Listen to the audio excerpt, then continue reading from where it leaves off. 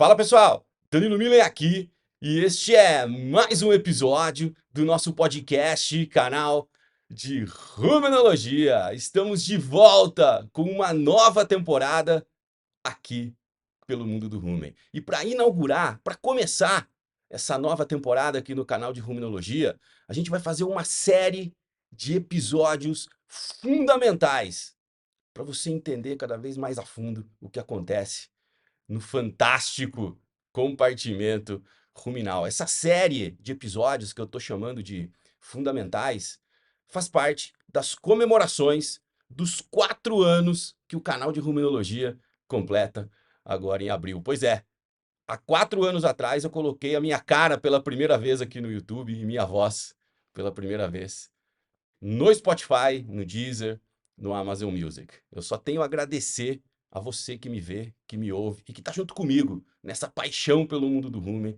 aqui no canal de Rumenologia. E não é só isso, os 4 anos do canal de Rumenologia não vão ser comemorados somente com essa série de episódios fundamentais. Vem muito mais por aí nessa nova temporada 2024 do canal de Rumenologia. Vão ter novos convidados, vou trazer outras novos convidados e pessoas que já vieram aqui para as entrevistas, além dos monocasts que eu sei que vocês adoram. Aliás, essa série de episódios fundamentais são monocasts, hein? Só eu vou aparecer por aqui, aquelas telas bioquímica e todo aquele raciocínio, ponto atrás de ponto, que vai aparecer por aqui, que eu sei que vocês adoram.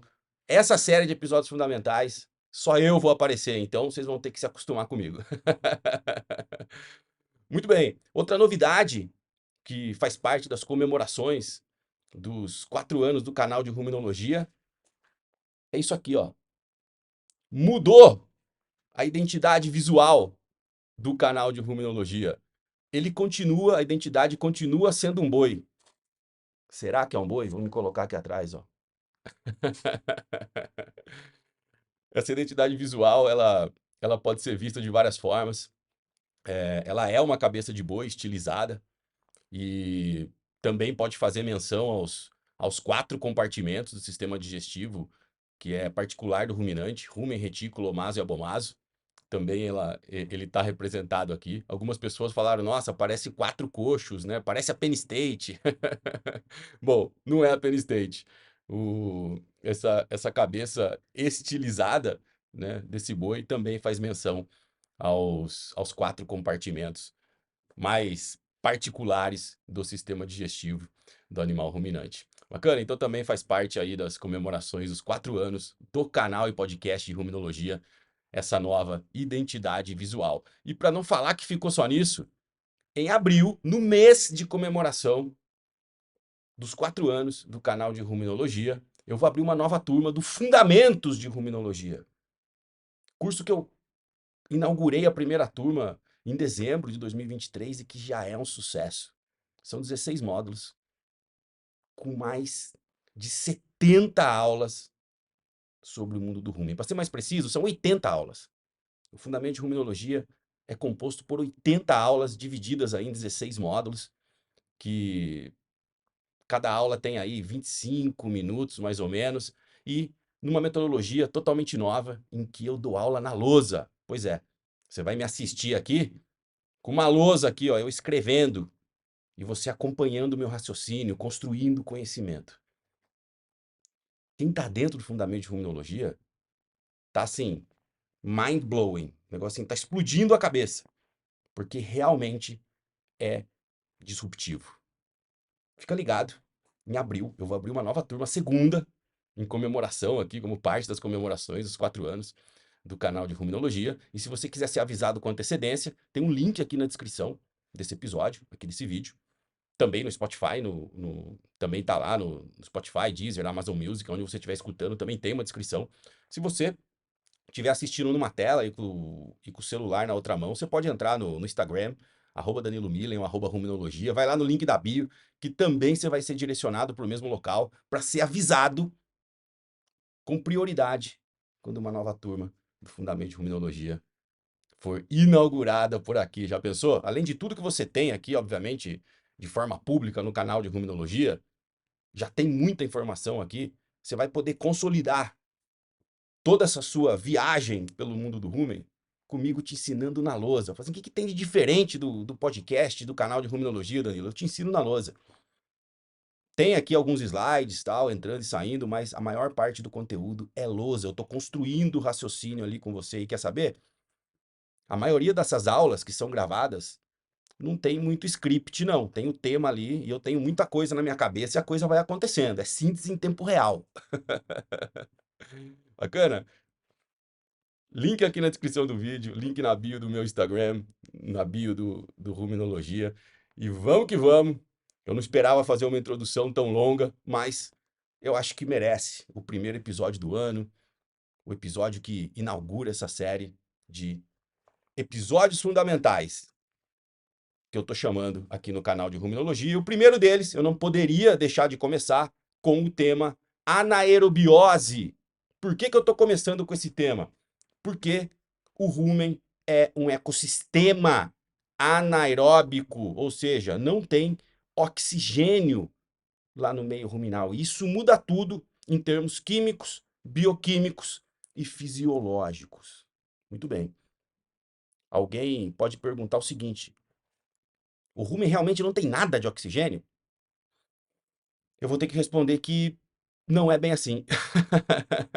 Sim, o rumen tem um pouquinho de oxigênio, mas é 0,2% de oxigênio, que são deglutidos junto com o alimento, com o pasto ali, com a forragem ou com a ração que o animal come no coxo. Entra um pouco de oxigênio, o animal engole um pouco de oxigênio, mas esse oxigênio é rapidamente eructado, se for o caso, se for o momento da eructação, junto com outros gases, ou se não, esse oxigênio, que é mais provável, ele é consumido por bactérias epimurais que vivem na parede do epitélio ruminal. Tá certo? Então essas bactérias epimurais, micro-organismos que moram, que estão aderidos à parede do rumen, às papilas, vão acabar consumindo esse oxigênio para deixar o rumen, sim, anaeróbico estrito. As bactérias que vivem no meio ruminal, os fungos, os protozoários, eles não gostam de oxigênio. A microbiota ruminal é anaeróbica, porque o rumen é anaeróbico. Então só tem condição de desenvolver lá dentro quem aguenta sobreviver na ausência de oxigênio. Bacana? E aí é o seguinte, ó. Qual que é a principal diferença em termos bioquímicos e químicos de você ter um compartimento fechado, como é o meio ruminal, com e sem a presença de oxigênio? Eu tenho certeza que você já deve ter ouvido falar no seguinte: por mol de glicose, se o meio for aeróbico com presença de oxigênio, cada mol de glicose vai gerar aí de 36 a 38 ATPs. Depende, obviamente, da referência que você olhar aí. Alguns falam 36, outros 38. Legal, mas se o meio for anaeróbico, cada mol de glicose vai gerar de 2 a 5 ATPs. Por que essa variação, Danilo, de 2 a 5? Porque depende do ácido graxo de cadeia curta que é formado. Se for acetato é uma quantidade de ATP, se for propionato é outra quantidade, se for butirato é outra quantidade. Então aqui na aula de produção, né, num episódio de produção de ATP, mas eu posso fazer, obviamente, um episódio aqui só marcando aqui quantos ATPs, acompanhando o caminho bioquímico, comparando quantos ATPs são produzidos aí por ácido graxo de cadeia curta que é formado. Se você quer saber mais disso, escreve aqui no chat aqui desse episódio e fala assim, não, episódio de produção de ATP, tô dentro. Bacana? Bom, qual que é a diferença de ter a principal diferença de uma fermentação ser aeróbica ou anaeróbica lá dentro do meio ruminal? É o seguinte: tem 3 etapas que são importantíssimas no momento de formar energia, que é o seguinte: etapas que a gente aprende na escola, né? Ou pelo menos no primeiro ano da faculdade, que são as 3 etapas chamadas de glicólise, ciclo de Krebs e cadeia respiratória. Para ocorrer ciclo de Krebs e cadeia respiratória, como o próprio nome diz, respiratória, é necessária a presença de oxigênio. Então no rumen, lá dentro do rumen, hein? Vamos combinar um negócio aqui. Lá dentro do rumen só ocorre a primeira etapa. Só ocorre a glicólise. No rumen não tem ciclo de Krebs e não tem cadeia respiratória. Essa é a primeira explicação do porquê se produz menos ATP no meio ruminal por mol de glicose fermentado.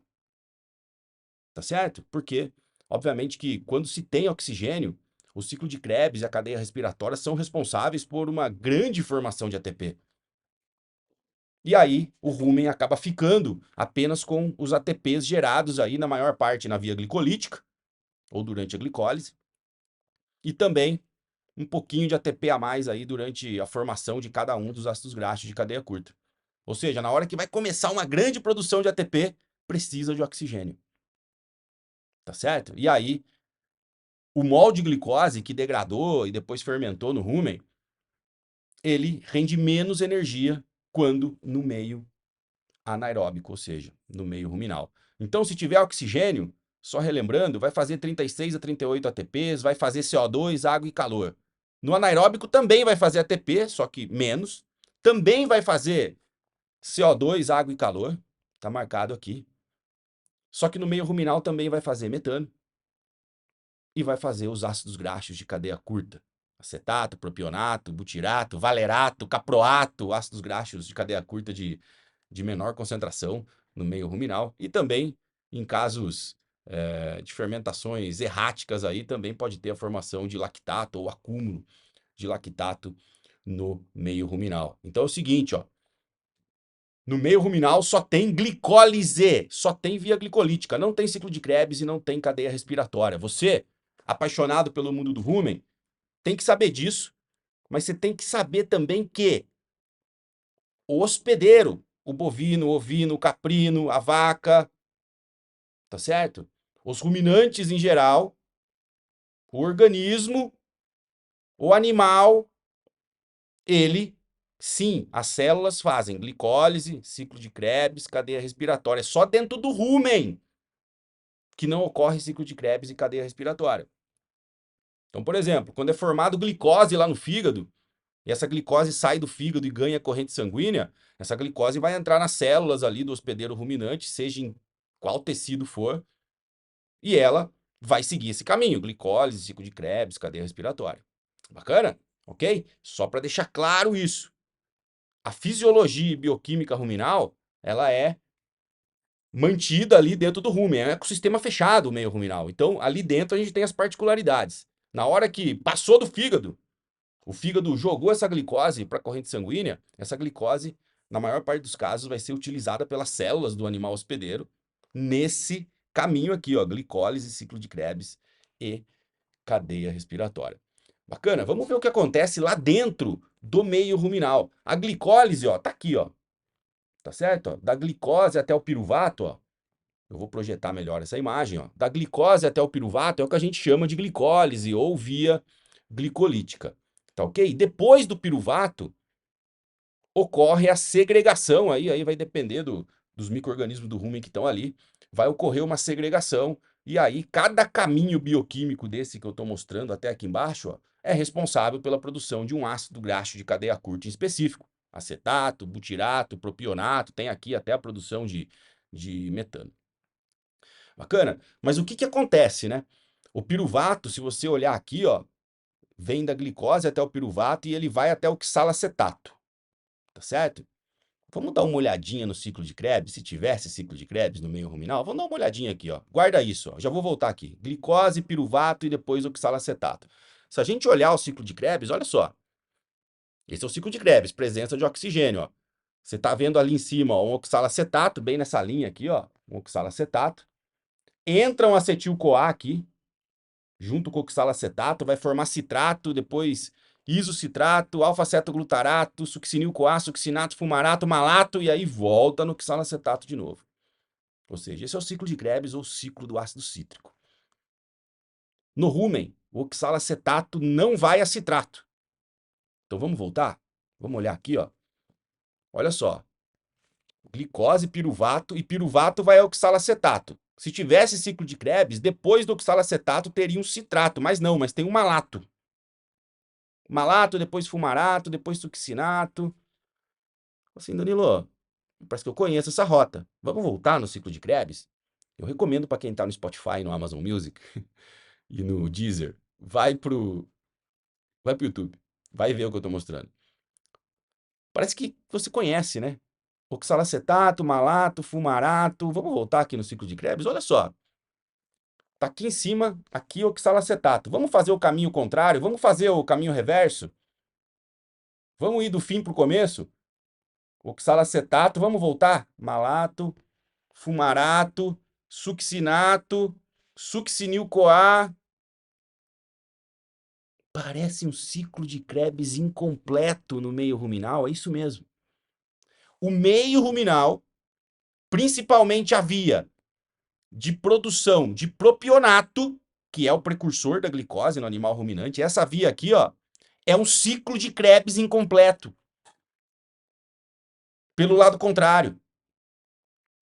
Acompanha comigo de novo. Piruvato, oxalacetato. Depois do oxalacetato, malato, fumarato, succinato, succinil-CoA.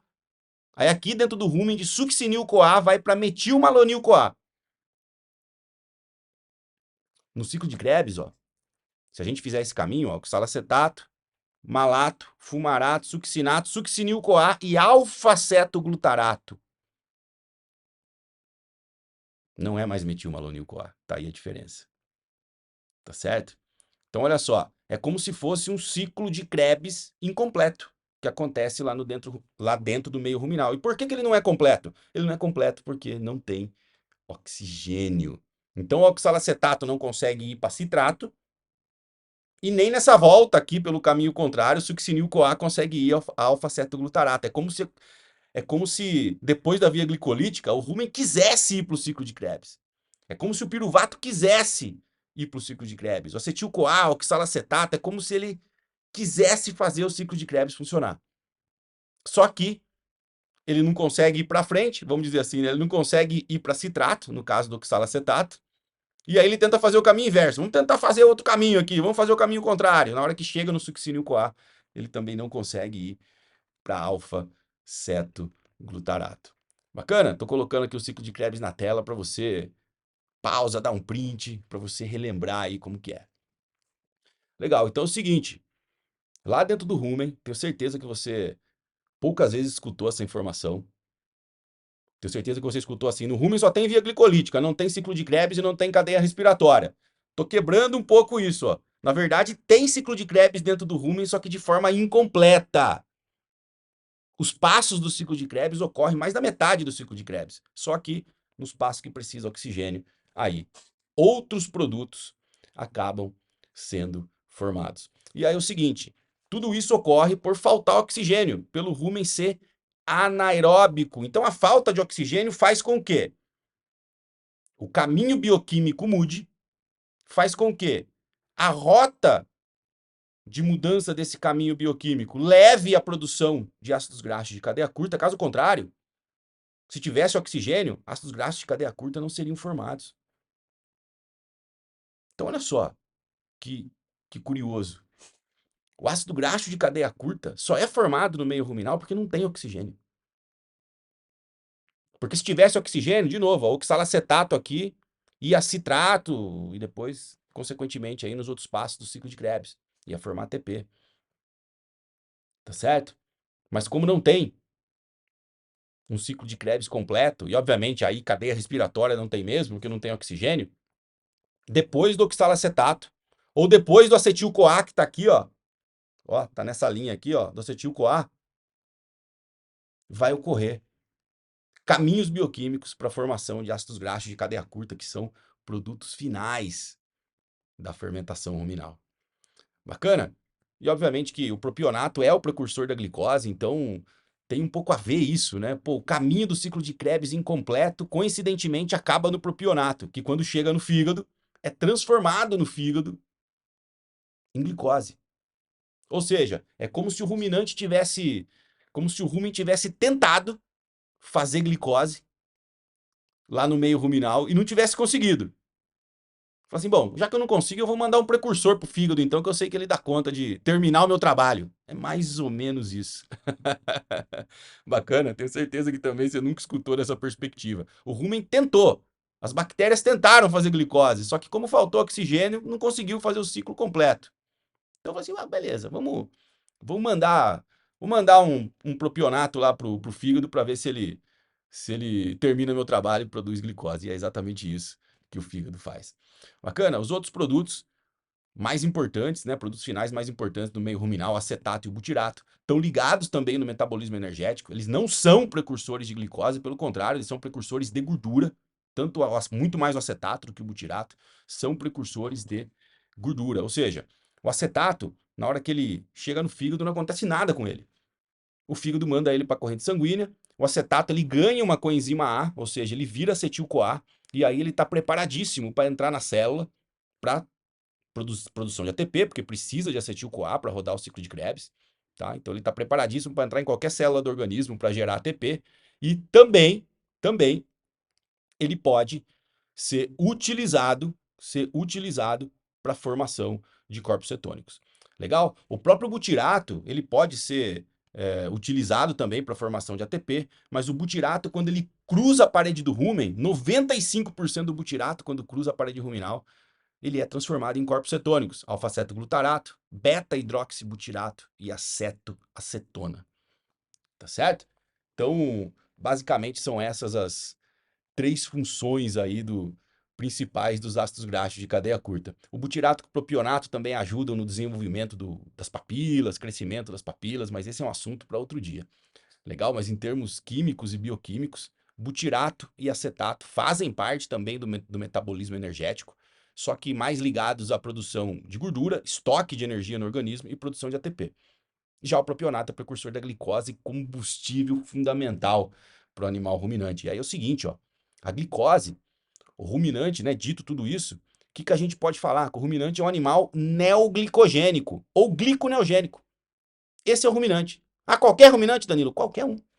O ruminante é um animal glicogênico ou neoglicogênico ou gliconeogênico. Por quê? Porque obtém glicose a partir de substratos não carboidratos ou não glicídicos. Ou seja, qual é o principal precursor de glicose no ruminante? O propionato, que é um ácido graxo. O fígado transforma um ácido graxo em glicose, que é carboidrato. Qual é a segunda fonte de glicose para o ruminante? Aminoácidos. E nem todos. Tem aminoácidos que são glicogênicos, tem aminoácidos que são glicogênicos e cetogênicos, e tem aminoácidos que são só cetogênicos. Ou seja, se faltar glicose vindo do propionato, o aminoácido que iria lá para a deposição muscular, se ele for glicogênico, ele pode ser usado pelo fígado para fazer glicose para atender exigências de manutenção básica do animal ruminante. E isso é uma situação prática. Pensa só, época de seca, falta proteína no pasto, falta energia também, obviamente.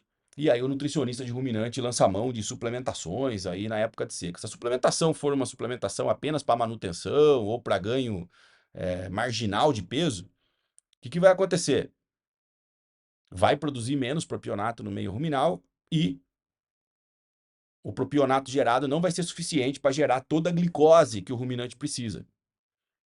E aí aquela proteína que você suplementou na recria, principalmente, para o animal ganhar músculo, uma parte daquela proteína, mesmo sendo oriunda de proteína microbiana, vai ser quebrada até aminoácido, e esse aminoácido vai ser utilizado para a formação de glicose e acaba não formando músculo, tá certo? Então acaba repartindo essa energia. Legal? Olha só o que eu quero mostrar para você na questão do aminoácido, para a gente terminar esse primeiro episódio da temporada 2024 do canal de Ruminologia e também primeiro episódio dessa série de episódios fundamentais. Olha só, os aminoácidos que eu estou mostrando na tela estão aí, né, os glicogênicos, os cetogênicos e os glicogênicos e cetogênicos. Então, todos que estão marcados de amarelo, amarelo não, todos que estão marcados de verde e rosa são aminoácidos glicogênicos que podem ser utilizados para fazer glicose. Como que o fígado faz isso? Via ciclo de Krebs também. Então, olha só o que eu estou mostrando. Ó.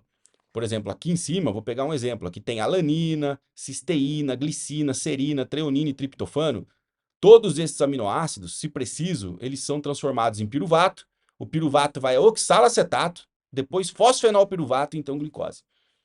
Tá certo? Então o fígado também pode reter esses aminoácidos que vêm lá do sistema digestivo, tá certo? Lembrando que lá nos intestinos que ocorre a digestão enzimática, proteica, a proteína metabolizável, que é a soma da proteína microbiana, mais a PNDR, a proteína dietética que não degrada no rumen, essa proteína ela é quebrada, é digerida no intestino, e aí o intestino absorve peptídeos e aminoácidos. Chega lá o aminoácido, né, cai na veia mesentérica, porta, chega no fígado.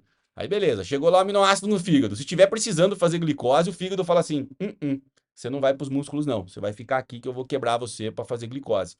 E aí faz glicose por meio de uma via neoglicogênica, como eu estou mostrando aqui, ó. Usa o ciclo de Krebs como apoio. Eu vou até projetar aqui essa imagem de novo. Você dá um print, pausa para você dar uma estudada, tá certo? Nessa imagem do ciclo de Krebs acoplada com a neoglicogênese usando aminoácidos, tá? E aqui estão todos os aminoácidos que podem ser utilizados nesse metabolismo neoglicogênico. Bacana? Repara o seguinte, que os únicos aminoácidos que estão aqui nessa tela, que não são transformados em glicose, não são usados para fazer neoglicogênese, são a leucina e a lisina. Cara, a leucina é o principal aminoácido utilizado para síntese muscular. Até para gente, quando a gente vai na academia, toma whey, toma ácidos graxos de cadeia ramificada, que tem tudo a ver aqui com o negócio do rumen. O principal aminoácido é a leucina. Ou seja, o ruminante é tão esperto. Na verdade, não é que o ruminante é esperto. Animais criados por Deus. Assim, o homem assim, não tem como ter criado um negócio desse. Animais criados por Deus. Que não usa o principal aminoácido para síntese muscular, para fazer neoglicogênese, porque obviamente que o animal também precisa fazer síntese muscular. Então, quando eu digo que uma parte dos aminoácidos pode ser deslocado da deposição muscular para fazer energia, é verdade. Mas o principal aminoácido utilizado para síntese muscular, que é a leucina, não é utilizada para fazer glicose. Legal? E a lisina também é um aminoácido importante. É um dos aminoácidos limitantes para o desempenho de animais ruminantes, também não é utilizada. Legal? Bacana? Com isso, chegamos ao fim desse fantástico episódio sobre anaerobiose aqui no canal de ruminologia. O que você aprendeu hoje? Que a falta de oxigênio no rumen faz com que o ruminante mude o caminho bioquímico de digestão lá no meio ruminal. Ou seja, o meio ruminal é o meio fermentativo, só que anaeróbico. E ao invés de produzir um montão de ATP, 36, 38, ele vai produzir de 2 a 5 ATPs por mol de glicose fermentada lá no meio ruminal. E ao invés de produzir gás carbônico, água e calor, ele vai produzir, além disso, ácidos graxos de cadeia curta, que esses sim vão ser responsáveis pela maior parte, pela grande parte do metabolismo energético do ruminante. O propionato como precursor de glicose e o acetato e o butirato como precursores de produção de ATP, de produção de gordura, de lipogênese no animal ruminante. Olha só o que a falta de oxigênio no rumen faz. Faz com que o ruminante seja um animal neoglicogênico. Bioquimicamente, os ruminantes são classificados como neoglicogênicos e também cetogênicos. Faltou essa informação para terminar. Por quê? Eu contei que o butirato, que 95% do butirato, quando cruza a parede do rumen, é transformado em corpos cetônicos. Então é normal você tirar sangue lá de um animal ruminante, de uma vaca, por exemplo, e ter corpo cetônico na corrente. Tem um nível tolerável, obviamente. O ruminante é naturalmente cetogênico. E alguém pode perguntar: mas tem caso que cetose em vacas de leite pode ser grave, pode diminuir produção. Tudo bem, tem um nível aceitável, tem um nível basal lá aceitável, que é normal, de corpos cetônicos na corrente sanguínea do ruminante. E é disso que eu estou falando. Obviamente que se tiver muito mais corpos cetônicos na corrente, a vaca está mobilizando muita gordura corporal, e isso sim pode causar alguns problemas metabólicos na vaca de leite, no caso. Mas nós, por exemplo, não é normal a gente ter uma quantidade elevada de corpo cetônico na nossa corrente sanguínea, a não ser que você faça jejum direto, como eu faço. Bacana? Ou seja, não somos animais cetogênicos, os ruminantes sim. Não somos animais neoglicogênicos, mas os ruminantes sim. Então, por isso que tem toda uma disciplina de fisiologia, de nutrição de ruminantes, porque o rumen é muito particular, é o primeiro compartimento, praticamente, do sistema digestivo. E, consequentemente, pela ação, pela falta de oxigênio no rumen, muda tudo nos compartimentos subsequentes em relação à degradação dos nutrientes da dieta. Bacana? Esse foi nosso primeiro episódio aqui de estreia do ano de 2024 do canal de Ruminologia. Estreia também dessa série de episódios fundamentais que eu tenho certeza que vocês vão adorar. E tem um link aqui na descrição desse vídeo. O mesmo link está na bio do meu Instagram, @DaniloMillen, no @Ruminologia, para você clicar lá e ser informado com prioridade para quando eu abrir uma nova turma do Fundamentos de Ruminologia. Bacana? No mais, um grande abraço, bons estudos e até o próximo episódio.